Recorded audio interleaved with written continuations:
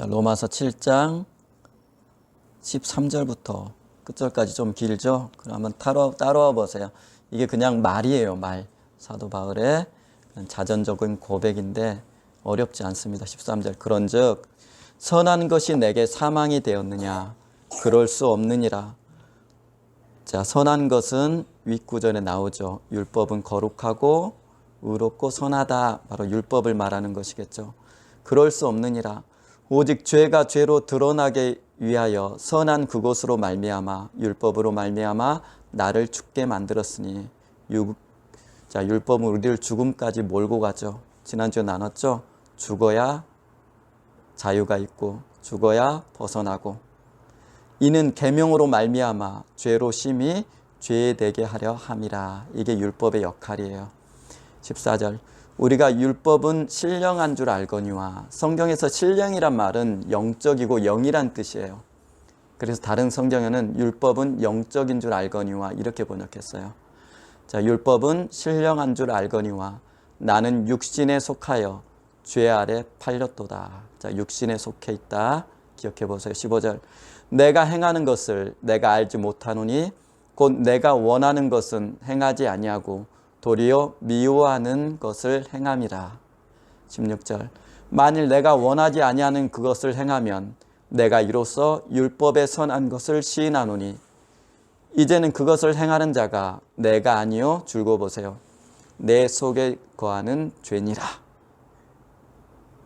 내 속에 있는 죄가 그것을 행했다라는 것이요. 근데 이 죄는 누구 것이에요? 나죠. 나예요, 나. 내 속에 있는 죄. 자, 공동번역에서는 내 속에 자리 잡고 있는 죄라고 번역했어요.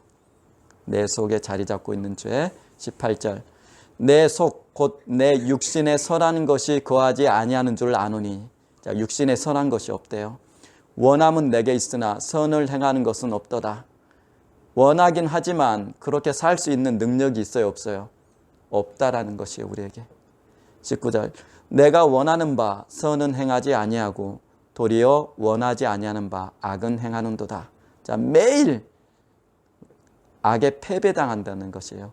그렇게 살 만한 마음은 있지만 그것을 극복할 능력은 없는 것이에요. 자, 무능력한 거죠, 우리가. 20절. 만일 내가 원하지 아니하는 것을 하면 이를 행하는 자는 내가 아니요 내 속에 거하는 죄니라. 자, 2번 반복됐죠. 그러므로 21절. 내가 한 법을 깨달았느니. 법에 줄거 보세요. 왜 법이란 말을 썼을까? 곧 선을 행하기 원하는 나에게 악이 함께 있는 것이로다.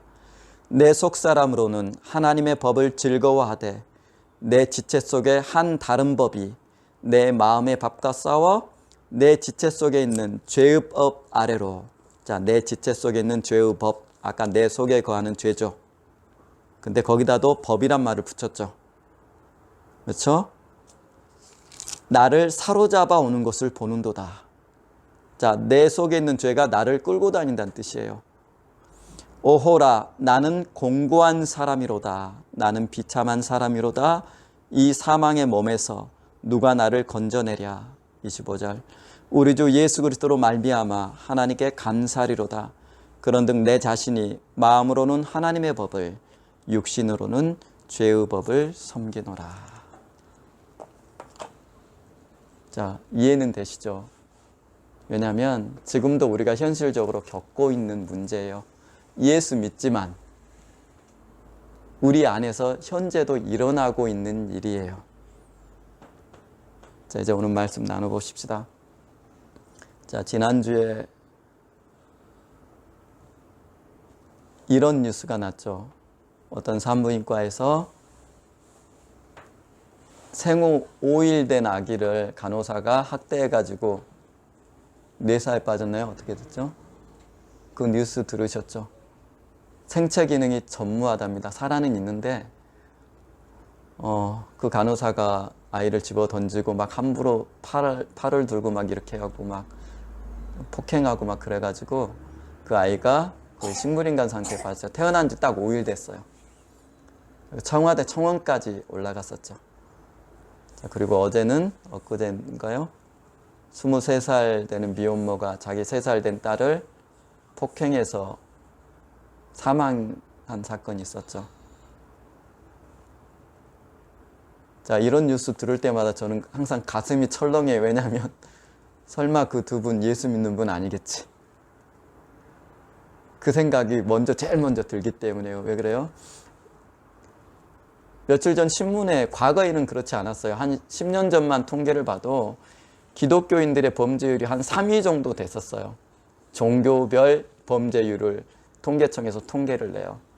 근데 제가 한 달 전쯤에 신문에 났는데 요즘은 기독교가 거의 1위를 하는 것 같더라고요. 보통 다른 종교에 비해서 한 10배 정도 범죄율이 높다고 그래요.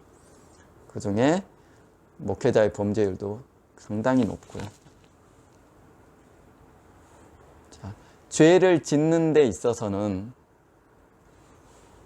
믿는 사람이나 믿지 않는 사람이나 똑같죠. 사실은 그러면 안 돼요. 왜냐하면 저와 여러분은 예수를 주인으로 영접해서 그분의 주권에 복종하고 살기로 하나님께 고백해서 그분이 주인이 된 사람들이에요. 그래서 그분의 말씀을 붙들고 사는 게 바로 그리스도인이지만 실제로 우리는 세상 사람과 똑같이 살아가요. 실제에 있어서는. 왜 그럴까요? 자, 몇 년 전에 어떤 모 신학대학 교수님이 중학생인 딸을 폭행해서 사망에 이르게 하고 집에 한두 달인가요? 방치했던 사건 보셨죠? 그분도 분명히 예수 믿는 분일 거예요. 신학대 교수니까. 똑같이 일어나요. 왜 그럴까요, 여러분들? 여러분이 받았다는 구원은 도대체 뭔가요? 자, 실제로 교회사를 보면 기독교인들이 저지른 범죄가 세상 범죄, 세상 사람들, 믿지 않는 사람들이 범하는 범죄보다 훨씬 더 무서워요. 훨씬 더 악랄한 범죄를 더 많이 저지른다는 뜻이에요. 교회사를 볼 때. 지금 현재도 마찬가지예요. 왜 그럴까요, 여러분들? 이 내용을 이해하면 너무나 자연스럽게 이해가 돼요. 여러분이 받은 구원의 정체, 우리가 어떤 식으로 신앙생활을 해야 우리 영혼을 지킬 수 있는지 오늘 이 말씀 보면 정말 잘 이해할 수 있어요. 자, 보십시다. 왜 기독교인이 타락하면 세상 사람보다 더 악랄한 범죄를 저지를까요? 자, 베드로 후서 2장 한번 가봅시다. 자, 베드로서 2장 한번 찾아보세요. 베드로서 2장. 여러분의 문제예요. 지금 이게 베드로서 2장 20절부터 22절까지. 자, 왜 그런지 이 구절 한번 확인해 보십시다. 만일 그들이 우리 주 되신 구주 예수 그리스도를 알므로 세상의 더러움을 피한 후에 그 다음에 어떻게 돼요? 다시 그 중에 얽매이고 지면 그 나중 형편이 처음보다 더 심하리니. 너희가 세상 더러움을 피해서 예수 믿게 됐지? 근데 거기서 다시 미끄러지면 어떻게 된다 그래요? 이전보다 너희들이 형편이 더 안 좋아질 거야. 왜 그래요? 21절. 의의 도를 안 후에 받은 거룩한 명령을 저버리는 것보다 차라리 알지 못하는 것이 도리어 그들에게 나으니라. 왜냐하면 22절. 참된 속담에 이르기를 개가 그 토하였던 것에 돌아가고 돼지가 씻었다가 그 더러운 구덩이에 도로 누웠다 하는 말이 그에게 응하였느니라. 보시죠. 사도가 얘기하는 것이에요. 사실은 믿었다가 신앙에서 미끄러지지 그러면 더 형편이 더 안 좋아져 너희들. 이게 영의 세계야. 이게 신앙의 세계야 얘기를 하는 것이에요. 근데 이 가르침을 누가 먼저 해줘요? 베드로가 우리한테 먼저 한 말이 아니에요. 사도들의 글을 보면 사도들의 가르침은 전부 예수님의 가르침에서 기일을 해요. 이 말씀을 예수님이 미리 하세요. 자, 가봅시다. 마태복음 한번 가봅시다. 마태복음 12장입니다. 자, 찾아보세요. 마태복음 12장. 여러분들이 아는 말씀이에요. 자, 마태복음 12장. 똑같은 형편이 더 안 좋아지라는 말씀을 예수님께서 자, 귀신에 대해서 말씀하시면서 말씀하세요. 자, 12장 43절 읽어드릴게요. 더러운 귀신이 사람에게서 나갔을 때 물 없는 곳으로 다니며 쉬기를 구하되 쉴 곳을 얻지 못하고. 제가 이거 설명드렸죠. 이에 이르되 내가 나온 내 집으로 돌아가리라고 와보니 그 집이 비고 청소되고 수리되었거늘. 45절. 이에 가서 저보다 더 악한 귀신 7을 데리고 들어가 거하니 그 사람의 나중 형편이 전보다 더 심하게 되느니라. 이 악한 세대가 또한 이렇게 되리라. 똑같은 얘기하죠. 그 사람의 나중 형편이 전보다 더 안 좋아진다라는 얘기예요. 왜 그래요? 지금 예수님께서 그 원인을 뭐로 들어요? 한 귀신 나가더니 이제 그 귀신으로 안 되니까 귀신들이 더 많은 귀신을 동원해서 그 사람을 지배하게 된다라는 얘기예요. 그래서 믿는 사람이 타락하면 믿지 않는 사람들이 범죄하는 것보다 훨씬 더 악한 범죄를 많이 저질러요. 왜냐하면 귀신들이 그를 그냥 두지 않아요. 철저히 신앙에서 분리시키기 위해서 과거보다 더 심한 역사를 해요. 사도 베드로가 했던 이 얘기의 기원을 이미 예수님께서 하시는 것이에요.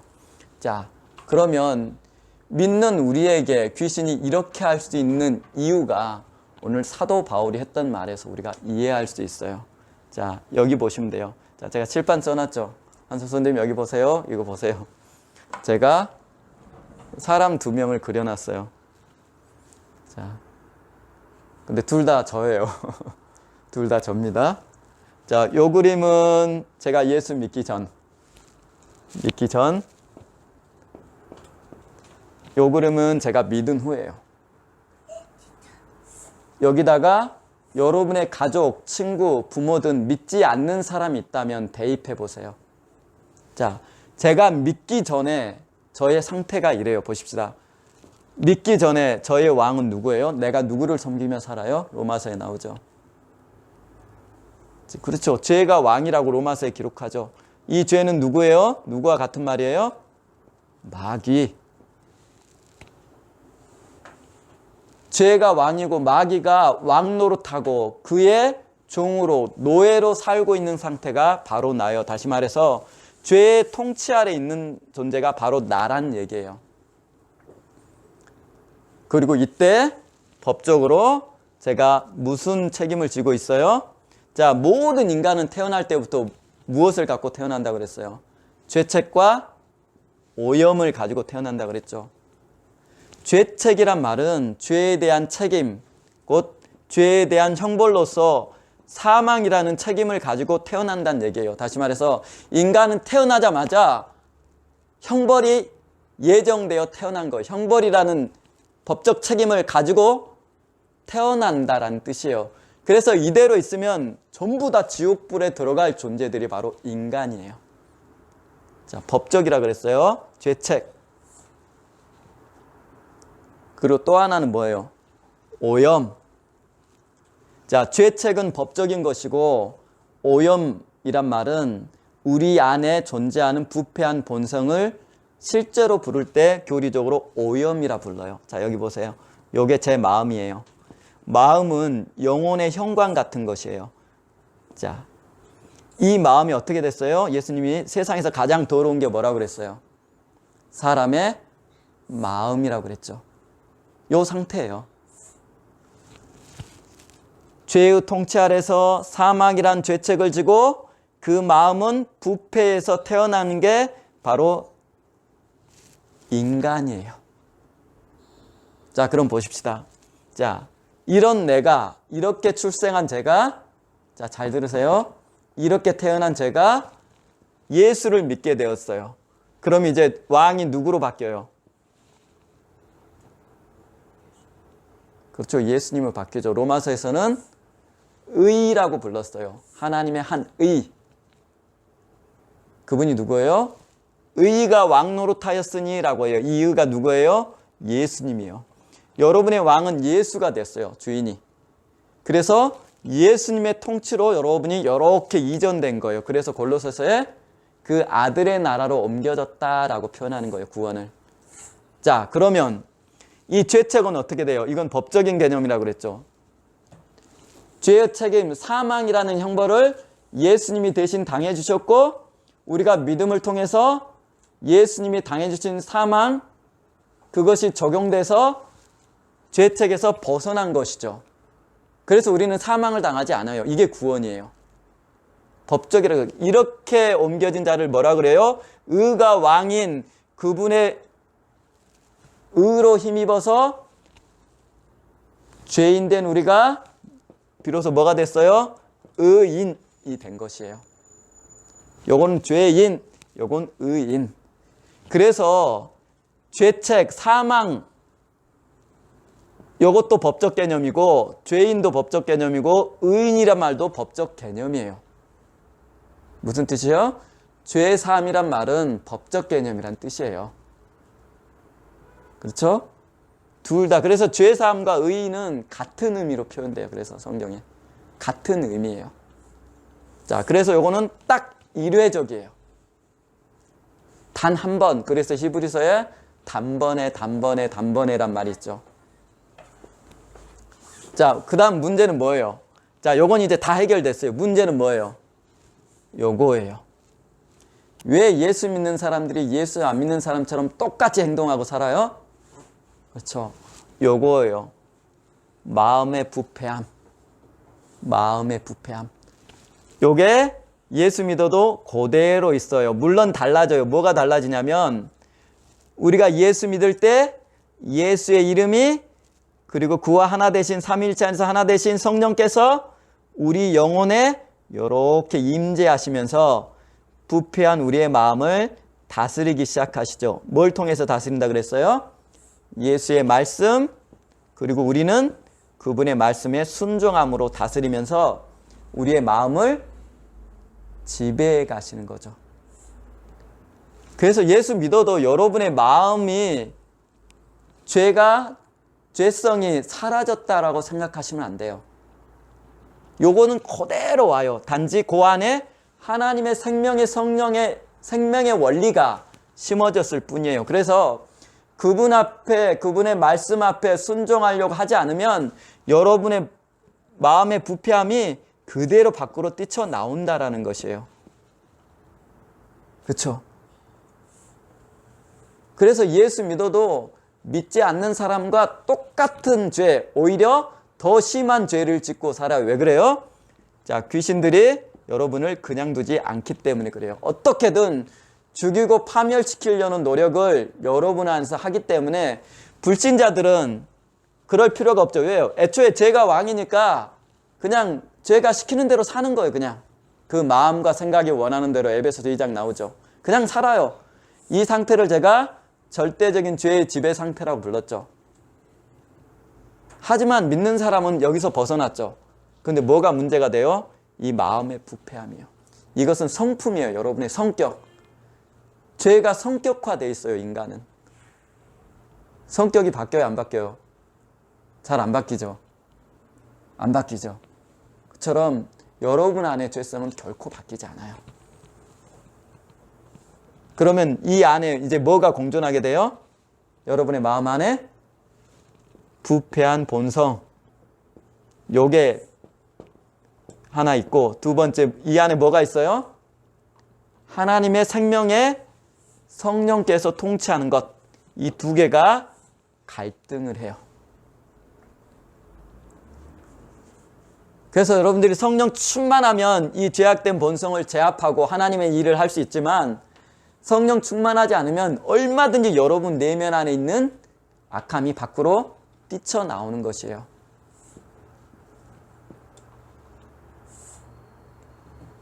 이것을 사도가 지금 뭐라고 불러요?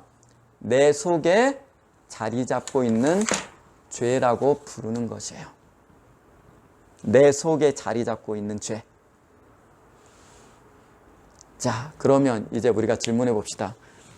굉장히 신학적으로 중요하고 고민스러운 질문을 사도가 여기서 던져요. 지금 사도 바울이 했던 로마서 7장에 있는 이 자전적인 고백이 예수 믿기 전일까요? 예수 믿기 후일까요? 한순혁 성령 어떻게 생각하세요? 내 속에 선한 것이 거하지 아니하는 줄 내가 아노니 원함은 내게 있으나 선을 행함은 내게 없도다. 내 마음으로는 하나님 법을 즐거워하되 내 육체 속에 또 다른 법이 나를 죄의 법 아래로 사로잡아 오는 것을 보는도다. 한성수님 마음 안에도 있죠. 이 마음이. 하나님 말씀대로 살고자 하는 마음도 있고 내 육체가 원하는 대로 즐기고자 하는 마음도 있고 그렇죠. 자, 이 고백이 사도 바울이 믿기 전일까요? 믿은 후일까요?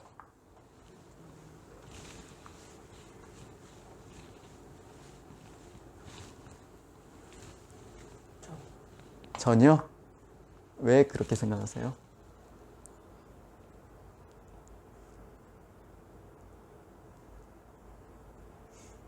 그냥 웃으면 돼요. 자, 예수 믿지 않는 사람들은 사실은 하나님 말씀대로 살려고 할 이유가 없어요. 왜 그런지 알죠? 죄가 절대적으로 지배하고 있는 죄가 왕노릇하는 사람이기 때문에 하나님 말씀 때문에 갈등할 여지가 없죠. 그냥 그렇게 살면 돼요. 근데 어떻게 돼요? 믿는 사람은 그렇지가 않아요.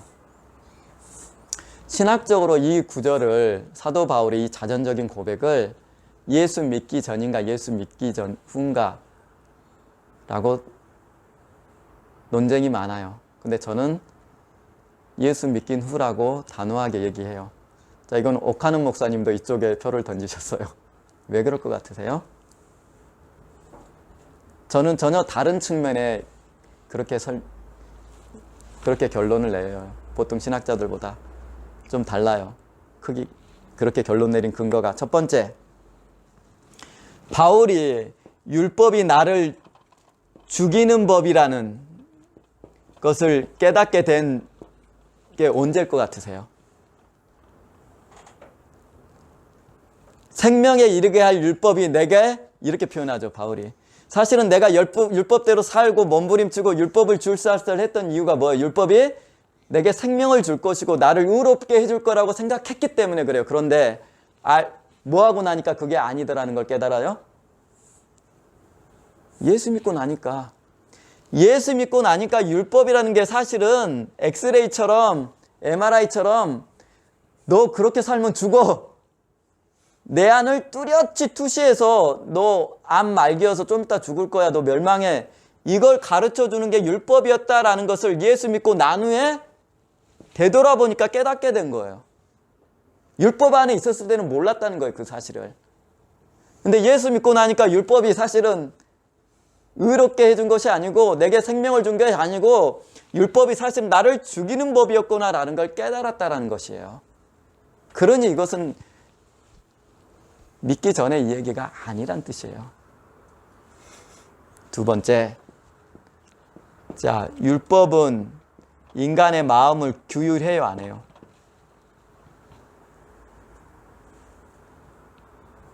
율법의 헌법 같은 10계명이 있죠. 나 외에 다른 신을 신지 말라. 쭉 가면 탐내지 말라. 이웃의 것을 탐내지 말라 말 있죠. 분명히 10계명은 율법의 대한민국으로 말하는 헌법과 같은 율법의 정신이 10계명 안에 들어있어요.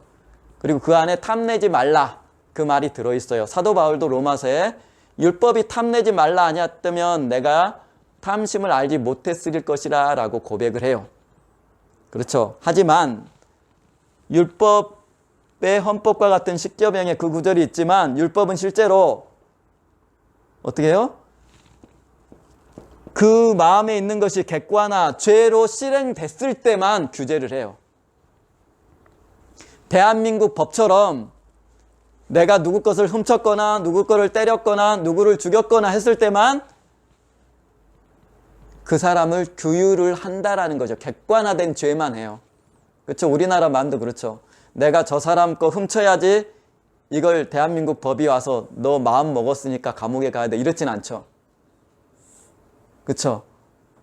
아, 저 돈 욕심나는데 저거 내 거였으면 좋겠다. 자, 이 마음을 먹은 것을 대한민국 법이 처벌해요, 안 해요? 안 해요. 여러분 내면을 규율하진 않아요, 율법은. 하지만 예수님의 법은 어떻게 해요? 예수님의 법은 한스록 선생님은 남을 미워했어요. 그럼 뭐라 그래요, 예수님은?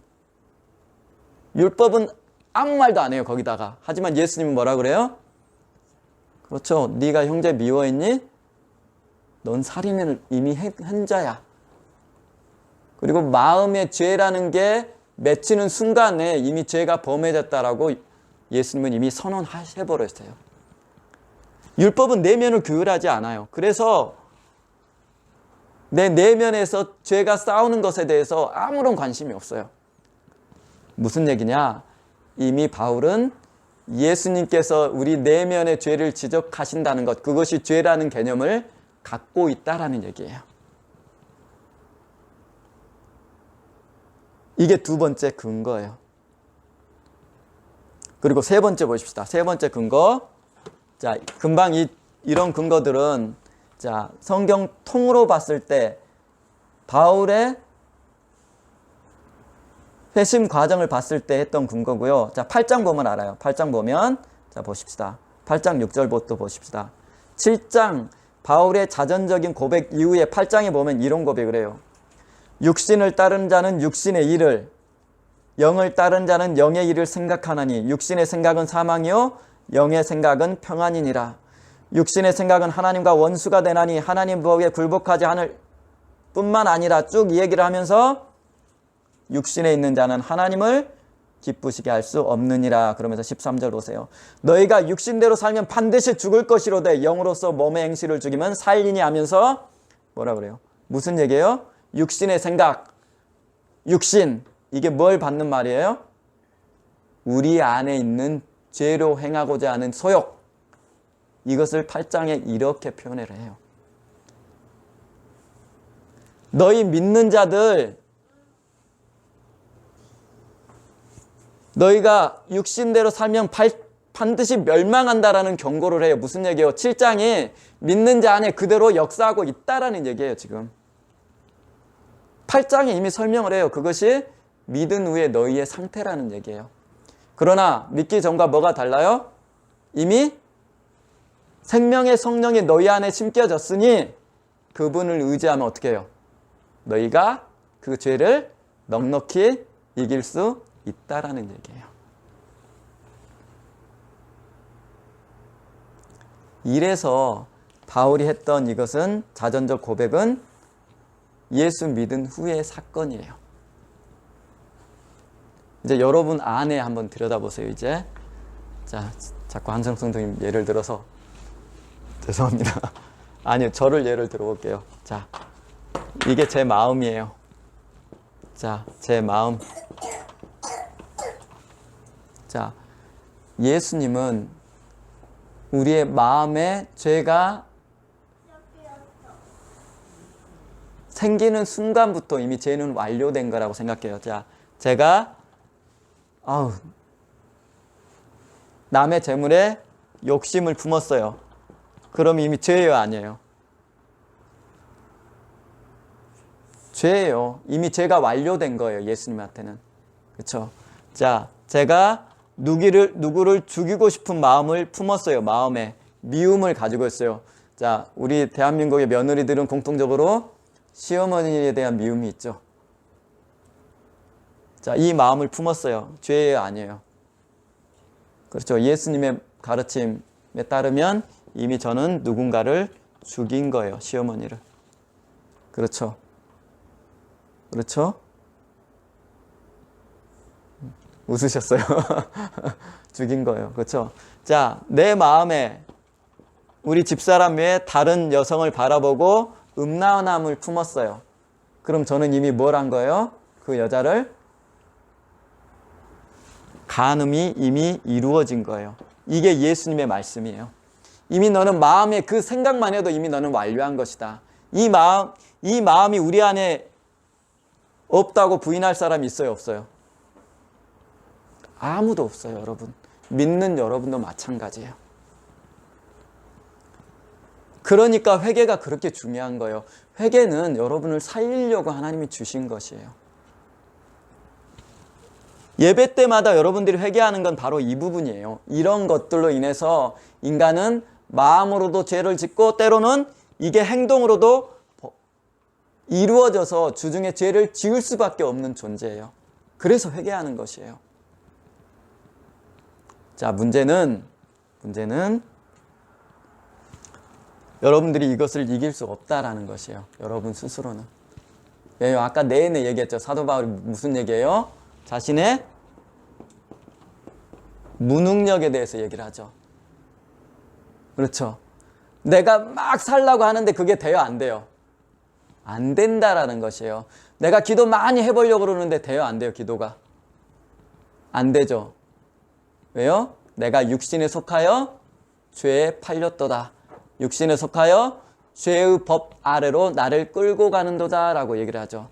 자꾸 법이란 말을 써요, 바울이. 여기서 말하는 법은 율법이 아니에요. 그렇죠? 왜 법이란 말을 자꾸 써요?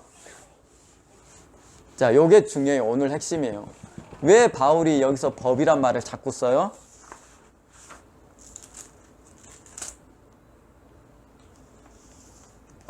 자, 제가 읽어드릴게요. 그러므로 내가 한 법을 깨달았으니 곧 선을 원하기 원하는 나에게 악이 함께 있도다. 내가 한 법칙을 깨달았는데 하면서 여기서는 법칙이라고 읽는 게 낫지 않을까 싶어요. 그러면서 23절 똑같이 법이라는 말을 써요. 내 지체 속에 있는 한 다른 법이 나의 마음의 법과 싸워 내 지체 속에 있는 죄의 법 아래로 나를 사로잡아 끌고 간다라는 것이에요. 여기서 말하는 법은 뭐예요? 왜 자꾸 법이란 말을 써요? 나를 끌고 가기 때문에. 무슨 뜻이에요? 죄라는 것이 힘을 갖고 있다라는 뜻이에요. 자, 다시 얘기합니다. 한성 선생님. 죄라는 게 힘을 갖고 있기 때문에 그래요. 자, 부부싸움 해보셨죠? 맹렬하게 해보셨죠? 안 해보신 분? 다 해보셨죠? 자, 분노가 그게 다랬어요, 지금. 제가 누구가 부부싸움 중이에요. 분노가 그게 다랬어요. 그러면 마음이 통제가 돼야 안 돼요? 솔직히 한번 해보세요. 마음이 통제가 돼야 안 돼요? 해야 되는 말, 안 돼야 되는 말 구분이 없이 막 쏟아져 나오죠.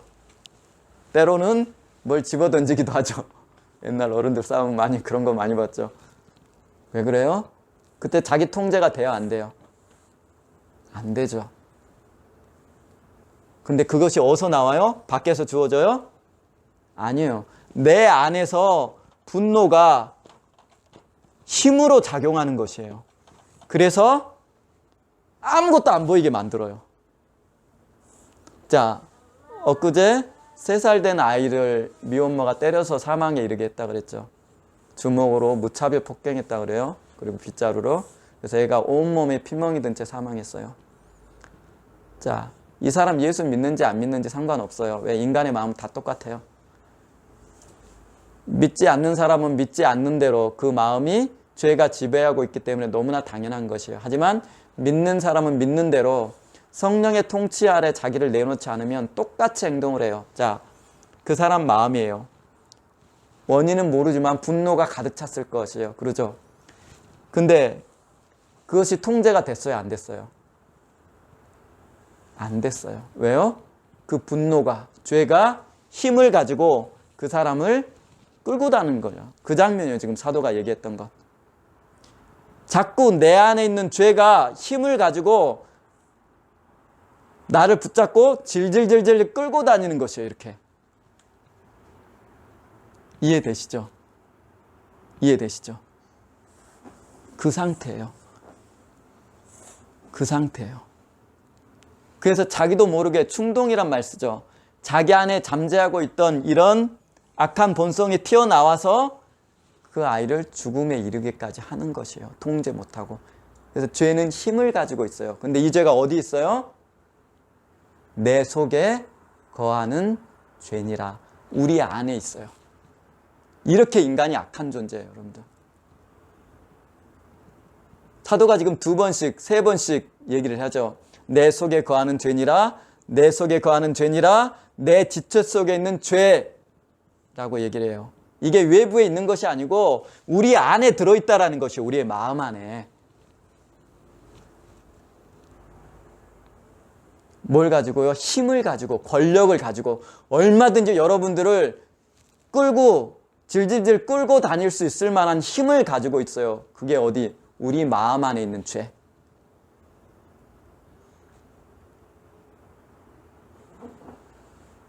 예수 믿는 여러분도 똑같아요. 그런데 예수 믿는 사람이 그럼 더 악랄한 죄를 왜 저질러요? 이게 이렇게 죄를 토하고 살아가야만 이 사람이 하나님의 영광을 위해서 살지 못하게 되니까 마귀의 종으로 부림받는 귀신들은 이 사람을 표적을 삼고 불화살이라고 얘기했죠. 사도 바울은 끊임없이 연구하면서 공격을 해요. 불화살을 매일 쏴대요.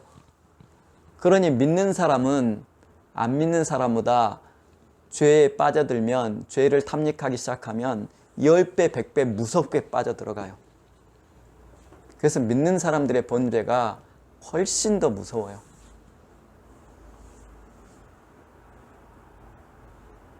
마귀가 여러분을 그냥 두지 않아요. 자, 그러면 조금만 더 나가봅시다. 마귀가 그럼 이용하는 건 뭐겠어요? 마귀는 우리가 사망이라는 죄책을 벗어났기 때문에 사망 권세로 우리를 통치할 수 없어요. 그러면 무엇을 통해서 우리에게 다시 자기의 지배력을 행사하려고 하겠어요? 우리 다 했잖아요. 정식 권리가 없으니까 뭘로? 속여서. 근데 그 속임에 누가 넘어가요? 우리 마음에 있는 이런 부패한 본성이 마귀의 속임을 덜컥 붙드는 것이에요. 그러면 다시 마귀에게 끌려 마귀의 종으로 사는 것이에요. 사도 바울이 로마서에 이 얘기하는 것이에요. 너희가 다시는 죄의 종으로 부림받지 말고 그 얘기하죠. 이 상태예요. 이 상태. 그래서 구원받는 자녀가 세상 사람보다 더 돈을 추구하고 더 명예를 추구하고 더 육체의 쾌락을 추구하면서 살게 돼 있어요. 이게 영의 체계예요. 이 원리 이해하셨죠? 마귀가 어떻게 해요? 여러분 안에 있는 본성을 계속 자극해요. 그래서 돈 좋아하는 사람은 결국은 성령 충만하지 않다가 돈 더 벌려고 예수 버리게 돼 있어요. 이해되시죠? 게으른 사람, 원래 게으른 사람이 부지런해서 예수 잘 믿고 새벽교도 다니다가 그럼 마귀는 뭘 노리겠어요? 쟤 원래 게으를 수 있는 환경을 계속 제공을 해줘요. 그러면 다시 성경 안 보고 예배 빠지기 시작하고 그러다가 예수를 버리게 돼요. 여러분의 약점을 너무나 잘 알아요. 자, 이런 식으로 예수를 떠나요. 사도 바울이 이 얘기를 한 거예요. 그럼에도 불구하고 우리는 이것을 넉넉히 이길 수 있어요. 왜요? 자, 사도 요한의 말을 빌려봅시다. 너희 안에 계시니가, 우리 안에 계시니가 누구예요? 예수 이름을 가지고 삼위일체 하나님 우리 안에 오신 성령이 세상에 있는 이보다 크심이라. 그래서 넉넉히 이길 수 있지만 여러분들이 그분의 통치를 거절하기 때문에 맨날 지는 것이에요. 여러분의 탓이에요. 그래서 진짜 문제는 누구예요? 귀신이에요? 아니에요. 귀신이 문제 아니에요. 귀신은 여러분이 선택해서 여러분 안에 불러들이는 것이에요. 문은 여러분이 열어주지 않으면 귀신은 결코 여러분 육체 안에 들어가지 않아요. 그런데 들어갈 수가 없어요. 그런데 여러분 안에 있는 이 부패함들이 성령으로 통제되지 않고 불순종으로 이어질 때 어떻게 해요? 귀신이 여러분 안에 들어가는 것이에요. 여러분이 문을 열어주는 것이에요. 여러분 책임이에요. 자, 그러면서 사도가 얘기를 합니다. 자, 로마서 8장 12절 13절 보십시다. 이게 결론이에요. 그러므로 형제들아, 자, 6장 7장 걸쳐서 8장에 쭉 얘기하면서 이 결론을 내려요. 12절 8장 12절. 그러므로 형제들아, 우리가 빚진 자로 돼. 누구한테 빚진 줄 아시겠죠? 육신에게 져서, 자, 육신한테 패배하면 돼요, 안 돼요? 육신의 정욕, 육신의 죄성, 본성, 부패한 본성에 패배하면 된대요. 육신에 져서 육신대로 살 것이 아니라 너희가 육신대로 살면 반드시 죽을 것이로되. 너 절대 네 본성대로 살면 너는 망하게 되는 존재야. 넌 망해. 배교가 그래서 일어나는 거잖아요. 히브리서도 마찬가지고 갈라디아서도 사실은 배교에 대한 문제예요. 예수 믿다가 예수 버리는 문제.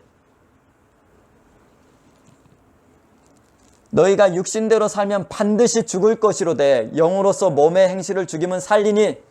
자, 네가 영으로 살아라. 제발 육신대로 살지 말라 하면서 14절 무릇 하나님의 영으로 인도함 받는 사람은 하나님의 아들이라 하면서 쭉 말씀과 성령 얘기를 하죠. 누구 의지할 때 이길 수 있다는 얘기예요. 이게 결론이에요. 지금 사도가 했던 얘기. 그렇죠? 당신의 말씀, 너희는 양자의 영을 받았다. 그랬을 때 성령이 우리 영과 더불어 우리가 하나님의 자녀임을 증거한다. 그때 너희가 넉넉히 이길 수 있다라는 거죠. 그래서 제가 여러분한테 얘기하죠. 살기 위해서 예수 믿으세요. 건성건성 믿지 마세요. 여러분이 생각하는 것처럼 구원은 그렇게 단순한 것이 아니에요. 한번 신앙에서 미끄러지면, 자, 제가 여러분한테 질문할게요. 기도 잘 되세요? 기도할 것이 없는 분. 옛날에는 기도할 게 많았는데 지금 기도할 것이 없어요. 그런 분은 하나님 앞에 많이 미끄러져 있다고 생각하시면 돼요. 기도로서도 금방 알 수 있어요. 왜냐하면 기도는 하면 할수록 늘고 기도는 하면 할수록 기도거리가 늘어나게 돼 있어요. 그게 원리예요. 하나님이 그렇게 붙들어요. 근데 기도는 안 할수록 하려고 하면 기도가 안 될 뿐더러 기도거리도 없어요. 생각도 안 나요. 그게 여러분이 육신에 갇혀서 산다는 증거예요. 이해하시겠죠? 자, 13절 제가 한번 다시 읽어드립니다. 12절 그러므로 형제들아 우리가 빚진 자로 돼 육신에게 져서 육신대로 살 것이 아니니라. 너희가 육신대로 살면 반드시 죽을 것이로되 영으로서 몸의 행실을 죽이면 살리니 무릇 하나님의 영으로 인도함 받는 사람은 곧 하나님의 아들이라. 자, 왜 성령 충만이 중요한지 아시겠죠? 왜 말씀 충만이 중요한지 아시겠죠? 살기 위해서 기도하시고 살기 위해서 예배 나오시고 살기 위해서 성경 읽으세요. 기독교 신앙은 지난주에 했죠. 죽어야 자유가 주어져요. 죽어야 여러분에게 이루어져요. 자, 로마서 6장 한번 보십시다. 6장 7절. 지난주 생각나라고 읽어드릴게요. 여러분들이 구원받는다는 게 무엇인지 6장 7절 읽어드릴게요. 이는 죽은 자가, 읽어보세요. 죽은 자가 율법 아래 죽고 죄에 대해 죽고 예수 안에서 죽은 자가 뭐예요? 죄에서 벗어나 의롭다 하심을 얻었느니라. 만일 우리가 그리스도와 함께 죽었으면 또한 그와 함께 살 줄을 믿노니. 그리고 죽었을 때 어떻게 해요? 9장 하반절에 사망이 다시 그를 주장하지 못한다. 여러분이 죽어야 예수의 생명이 적용돼요. 죽은 자가 란 말을 또 여기서도 쓰죠. 죽어야만 죄사함이 있고 죽어야만 너희가 의인데 이게 기독교 신앙이에요.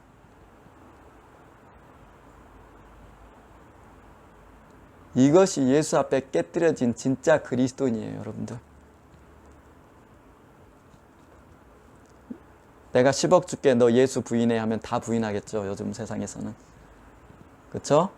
한국 청소년들이 4억 정도 주면 사람 죽일 수 있다라고 대부분 고백했다고 그러죠. 신문에 난 기사예요. 자본주의가 지배하는 현실 상황이에요, 이게. 4억 주면 여러분 다 신앙 버리지 않겠어요? 그쵸? 그렇지 않겠어요? 그쵸? 그거 아니에요, 여러분들. 여러분이 철저히 죽고 깨지지 않으면 여러분은 예수 믿는 사람 아니에요. 이게 성경이 가르치는 바예요. 제 얘기하는 게 아니에요, 지금. 성경을 그대로 여러분한테 풀어줬을 뿐이에요, 제가. 자, 오늘 여기까지 하십시다.